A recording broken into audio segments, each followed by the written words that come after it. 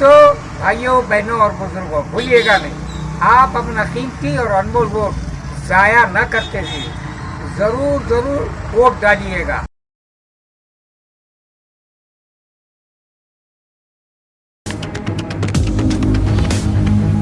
स्वागत है आपका बी न्यूज नेशन में। मैं हूं आबिद हुसैन शेख। बीजेपी का नाम पर्चा मोदी मोदी के नारों के बीच दाखिल।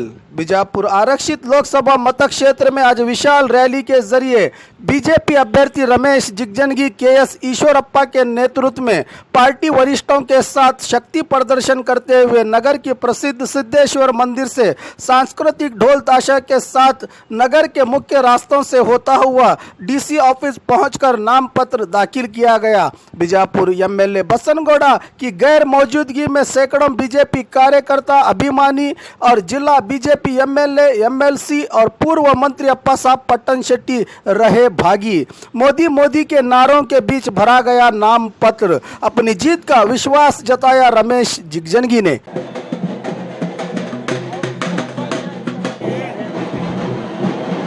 आज बीजापुर लोकसभा के बीजेपी के अभ्यर्थी रमेश जिगजनगी ने श्री सिद्धेश्वर मंदिर से अपनी पूजा अर्चना करके नॉमिनेशन देने के लिए अपने हजारों बीजेपी कार्यकर्ताओं और नेताओं के साथ इनका काफिला निकला हुआ है।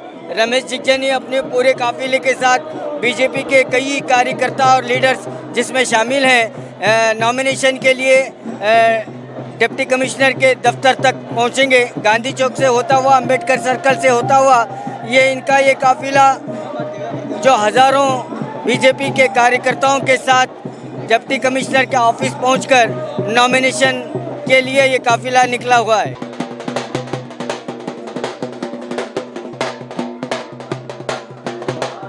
तो आज बीजापुर जिले से बीजेपी के लोकसभा अभ्यर्थी रमेश जिगजनगी का जो हजारों कार्यकर्ताओं के साथ इनका काफिला जो नॉमिनेशन भरने के लिए पहुंच रहा है, जिसमें कई बीजेपी के लीडर्स हैं। हमारे साथ यहां पर मौजूद हैं कारपोरेटर श्री उमेश वंदाल साहब। आइए इन्हीं से बात करते हैं। आज हमारा बीजेपी के अभ्यर्थी श्रीमान रमेश जिगजनगी साहब नामांकन भर रहे हैं।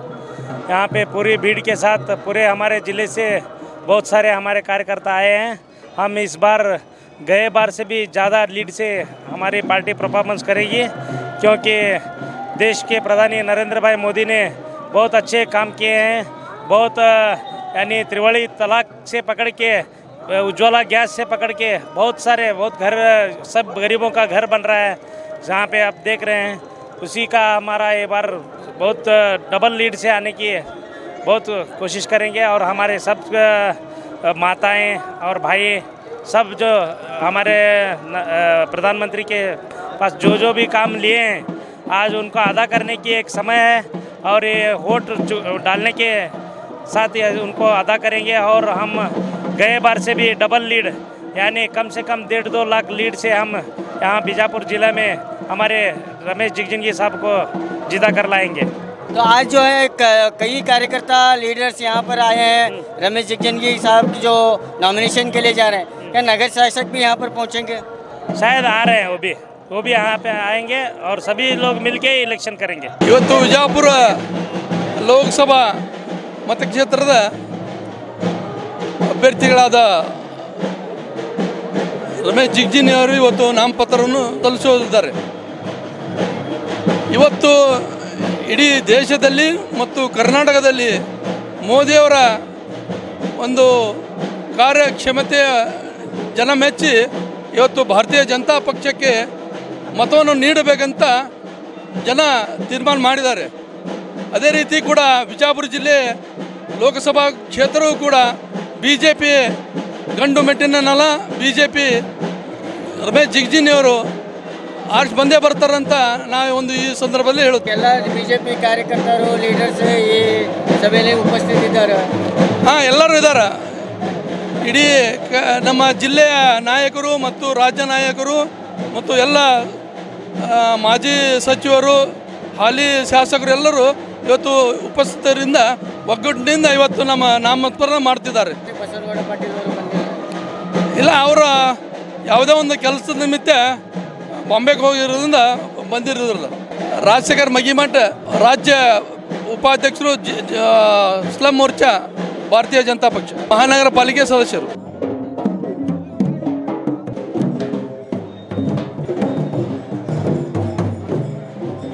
तो इस रैली में बहुत से लोगों ने हिस्सा लिया है. आइए हमारे साथ मौजूद है यहाँ पर ताजुद्दीन कोपर, ये भी जो इस रैली में मौजूद हैं, इन्हीं से बात करने की कोशिश करते हैं. मेरा नाम ताजुद्दीन कोपर, मैं 50 साल से उनके साथ हूँ और अच्छे तरह से काम करते हैं उन्होंने.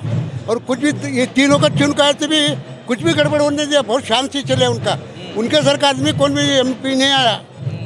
झगड़ा लगाने वाले चाहे अंगार लगाने वाले चाहे, इन्होंने बहुत अच्छे काम करते हैं. और सब भी इसके अंदर सब मजहब के अंदर हंसी खुशी से ईद मनाते और हर से ईद करते. आज बीजापुर लोकसभा चुनाव की रैली जिगजनी साहब की सिद्धेश्वर देवस्थान से जिला अधिकारी DC ऑफिस तक निकल रही है. यहाँ पे हज़ारों की तादाद में भीड़ इतनी इकट्ठा हुई है. जो भारतीय जनता पार्टी के फॉलोअर्स हैं, जो अभिमानी हैं, सारे लोग इतने देर से लोग इतना इंतज़ार कर रहे हैं रमेश जिगजनी साहब का कि और एक बार उनको बड़ी बहुमत से चुन को लाने की बेसब्री से इंतज़ार है. और एक बार रमेश जिगजनी साहब गए बार से भी इस बार ज़्यादा लीड से बीजापुर से चुन के आएंगे बोल के हमारी सब लोगों की विनंती है.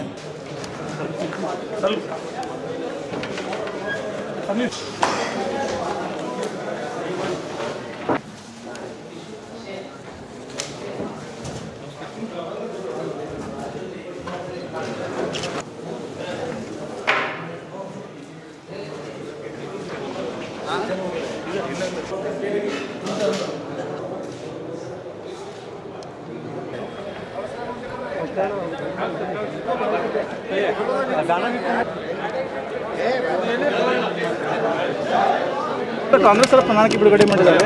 ಏನು ರೈತರಿಗೆ ಅಂತ ಕೃಷಿ ಬಜೆಟ್ ಅನ್ನು ಮಂಡನೆ ಮಾಡ್ತೀವಿ ಅಂತಂದ್ರೆ ಕಾಂಗ್ರೆಸ್ನವರು ಸ್ವತಂತ್ರ ಬಂದಾಗಿಂದ ಇವತ್ತಿನ ತನಕ ಅತಿ ಹೆಚ್ಚು ಪ್ರಣಾಳಿಕೆಗಳು ಬಿಡುಗಡೆ ಮಾಡಿರೋದು ಅವರು. ಅತಿ ಹೆಚ್ಚು ಪ್ರಣಾಳಿಕೆಗಳು ಬಿಡುಗಡೆ ಮಾಡಿ ಗರೀಬೋ ಹಟಾವೋ ಅಂತ ಹೇಳಿದ್ರು, ಸ್ಲಮ್ಗಳಲ್ಲಿ ಎಲ್ಲ ಮುಕ್ತ ಮಾಡ್ತೀವಿ ಅಂತಂದರು, ಬಡವರಿಗೆ ಮನೆ ಕೊಡ್ತೀನಿ ಅಂತಂದರು, ಉದ್ಯೋಗ ಕೊಡ್ತೀನಿ. ಸ್ವತಂತ್ರ ಬಂದಾಗಿಂದ ಇವತ್ತಿನ ತನಕ 5 ವರ್ಷ ನರೇಂದ್ರ ಮೋದಿ, ಸ್ವಲ್ಪ ಸಮಯ ವಾಜಪೇಯಿ ಬಿಟ್ಟರೆ ಅತಿ ಹೆಚ್ಚು ಕಾಂಗ್ರೆಸ್ನವರೇ ಈ ದೇಶದಲ್ಲಿ ಆಡಳಿತ ನಡೆಸಿ. ಆ ಪ್ರಣಾಳಿಕೆಗಳಿಗೆ ಏನೂ ಬೆಲೆ ಇಲ್ಲ. ಯಾಕೆಂತಂದ್ರೆ ಏನು ಬೇಕಾದ್ರೂ ಹೇಳ್ಬೋದು ಅವರು, ನಾವು ಅದು ಮಾಡ್ತೀವಿ ಇದು ಮಾಡ್ತೀವಿ ಅಂತ. ದೇಶ ಜನ ಅವ್ರು ನಂಬೋ ಸ್ಥಿತಿಯಲ್ಲಿ ಇಲ್ಲ. ಅದಕ್ಕೋಸ್ಕರ ವಿರೋಧ ಪಕ್ಷ ಸ್ಥಾನವೂ ಕೊಡಲಿಲ್ಲ ಕಳೆದ ಲೋಕಸಭೆ ಚುನಾವಣೆಯಲ್ಲಿ. ಪೂರ್ಣ ವಿರೋಧ ಪಕ್ಷ ಬೇಕಾದಷ್ಟು ಸ್ಥಾನವೂ ಸಿಗಲಿಲ್ಲ. ಹಾಗಾಗಿ ಕಾಂಗ್ರೆಸ್ಸಿನ ಚುನಾವಣಾ ಪ್ರಣಾಳಿಕೆಗೆ ಜನರಿಂದ ಏನೂ ಬೆಲೆ ಇಲ್ಲದೆ ಅಂತ ಚುನಾವಣೆ ಪ್ರಣಾಳಿಕೆ ಅಂತ ಕಾಂಗ್ರೆಸ್ ರೈತರು ಸಲಮನ ಮಾಡ್ತಾರೆ ಮತ್ತೆ ಹೇಳ್ತಾನೇ ಇದ್ದಾರೆ ಅವರು. ಪಾಪ ಸ್ವತಂತ್ರ ಬಂದಾಗಿದ್ದು ಇವತ್ತಿನ ತನಕನೂ ರೈತರು ಒಳ್ಳೇದು ಮಾಡ್ತೀವಿ, ಬಡವರು ಒಳ್ಳೇದು ಮಾಡ್ತೀವಿ, ಹಿಂದುಳಿದವ್ರಿಗೆ ಒಳ್ಳೇದು ಮಾಡ್ತೀವಿ, ದಲಿತರು ಒಳ್ಳೇದು ಮಾಡ್ತೀವಿ, ಮುಸಲ್ಮಾನರಿಗೆ ಕ್ರಿಶ್ಚಿಯನ್ರಿಗೆ ಒಳ್ಳೇದು ಮಾಡ್ತೀವಿ ಅನ್ನೋದನ್ನು ಅವ್ರ ಪ್ರಣಾಳಿಕೆಯಲ್ಲಿ ಹೇಳ್ಕೊಂಡೇ ಬಂದಿದ್ದಾರೆ. ಹಾಗಾಗಿ ಬಹಳ ವರ್ಷ ನಂಬಿ ಕಾಂಗ್ರೆಸ್ ವೋಟ್ ಕೊಟ್ಟರು. ಇತ್ತೀಚೆಗೆ ಅವ್ರ ಪ್ರಣಾಳಿಕೆಗೆ ಬೆಲೆ ಇಲ್ಲ ಅಂತ ಅಂದ್ಕೊಂಡು ದೇಶದಲ್ಲಿ 23 ರಾಜ್ಯಗಳಲ್ಲಿ ಕಾಂಗ್ರೆಸ್ ಮುಕ್ತ ರಾಜ್ಯಗಳು ಮಾಡಿದ್ದಾರೆ. ಈಗಾಗಲೇ ದೇಶದಲ್ಲೂ ಕೂಡ ಕಾಂಗ್ರೆಸ್ ಮುಕ್ತ ಆಗ್ತಾ ಇದೆ. ಕರ್ನಾಟಕ ರಾಜ್ಯದಲ್ಲೂ ಕಾಂಗ್ರೆಸ್ಸಿನ ಆಡಳಿತ ಇದ್ದಿದ್ದು ಕೂಡ ಇವತ್ತು ಇಲ್ಲ. ಹಾಗಾಗಿ ಕಾಂಗ್ರೆಸ್ಸಿನ ಚುನಾವಣಾ ಪ್ರಣಾಳಿಕೆಗೆ ಏನೂ ಬೆಲೆ ಇಲ್ಲ. ಭಾರತೀಯ ಜನತಾ ಪಾರ್ಟಿಯ ನಾಯಕ ನರೇಂದ್ರ ಮೋದಿ ಪ್ರಧಾನಮಂತ್ರಿ ಮಾಡಿ ಇನ್ನೂ ದೇಶದ ಅಭಿವೃದ್ಧಿ ಮಾಡ್ತಾರೆ ಅನ್ನೋ ವಿಶ್ವಾಸದಲ್ಲಿ ದೇಶದ ಜನ ಇದ್ದಾರೆ. ನಾನು ಅವರ ನೇತೃತ್ವದಲ್ಲಿ ಎಲ್ಲ ನೇತೃತ್ವದಲ್ಲಿ ಇವತ್ತು ಪುನಃ ಒಂದು ಸಾಂಕೇತಿಕವಾಗಿ ನಾಮಿನೇಷನ್ ಪತ್ರವನ್ನು ನಾನು ಕೊಟ್ಟಿದ್ದೇನೆ. ಜಿಲ್ಲೆಯ ಎಲ್ಲ ಭಾಗಗಳಿಂದ ಎಲ್ಲ ಕ್ಷೇತ್ರಗಳಿಂದ ನನ್ನ ಕಾರ್ಯಕರ್ತರು ಸ್ಫೂರ್ತಿತವಾಗಿ ಬಂದು ನಮ್ಮ ಕಾರ್ಯಕ್ರಮಕ್ಕೆ ಮೆರಗನ್ನು ತಂದು ಕೊಡ್ತಕ್ಕಂಥ ಕೆಲಸ ನನ್ನೆಲ್ಲ ಕಾರ್ಯಕರ್ತರು ಮಾಡ್ಯಾರ. ತಾವೇ ಇವತ್ತು ನೋಡಿದಿರಿ, ಜನಸ್ತೋಮವನ್ನು ತಾವು ನೋಡಿದಿರಿ.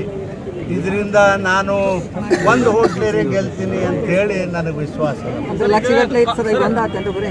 ನಾನು ಯಾವಾಗಾದ್ರೂ ಹೇಳೋದು ಒಂದೇನೆ, ಅದರಲ್ಲಿ ಕೃಷಿ ಪ್ರತ್ಯೇಕವಾಗಿ ಬಜೆಟ್ ಮಂಡನೆ ಮಾಡ್ತೀವಿ. ಈಗ ನೋಡ್ರಿ, ಅದನ್ನು ನಾನು ಇನ್ನೂ ನೋಡಿಲ್ಲ. ನೋಡಿದ ಬಗ್ಗೆ ಅದ್ರ ಬಗ್ಗೆ ನಾನು ಈಗ ನೀವೇನು ಕೆಲಸ ಮಾಡಿಲ್ಲ ಭಯೋತ್ಪಾದಕರು ಅಂತೇಳಿ ದೇವಾನಂದ್ ಚವ್ಹಾಣ್ ಅವರ ಈಗ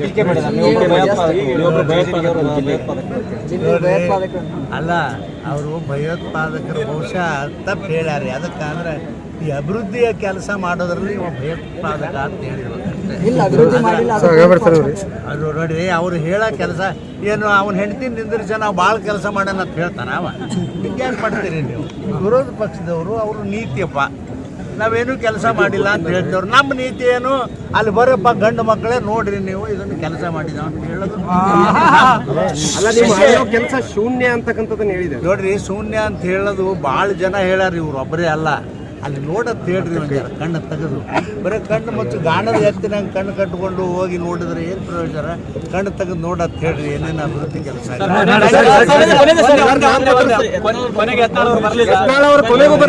ನಿಮಗೊಂದು 1000 ಸಲ ಹೇಳಿ, ಯತ್ನಾಳ್ ಅವರು ನಮ್ಮ ಸ್ನೇಹಿತರು, ನನ್ನ ಅತ್ಯಂತ ಆತ್ಮೀಯ ಮಿತ್ರರು, ನನ್ನ ಪಕ್ಷದವರು, ನನ್ನ ಪಕ್ಷದಿಂದಲೇ ಶಾಸಕರಾಗ್ಯಾರ, ನನ್ನ ಪಕ್ಷದಿಂದಲೇ ಹಿಂದೆ ಮಂತ್ರಿಗಳಾಗಿದ್ದರು.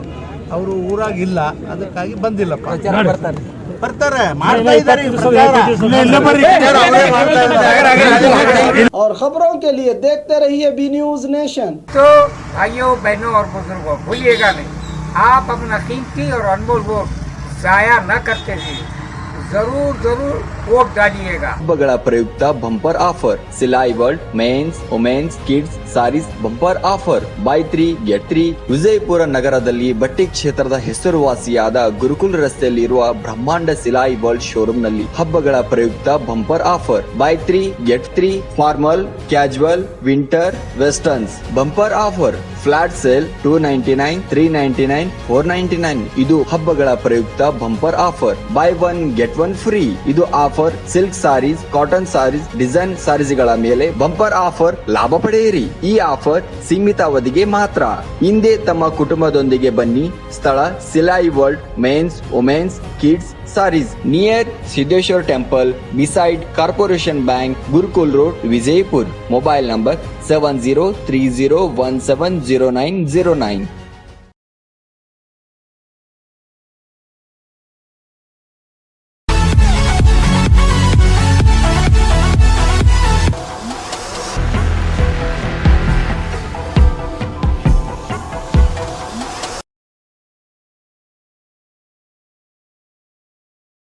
न्यूज नेशन के लेटेस्ट न्यूज़ों को अपने मोबाइल में देखने के लिए यूट्यूब में बी न्यूज नेशन के चैनल के सब्सक्राइब आइकॉन को दबाएं और फिर बेल आइकॉन को दबाने पर आप लेटेस्ट न्यूज़ों को देख सकते हैं।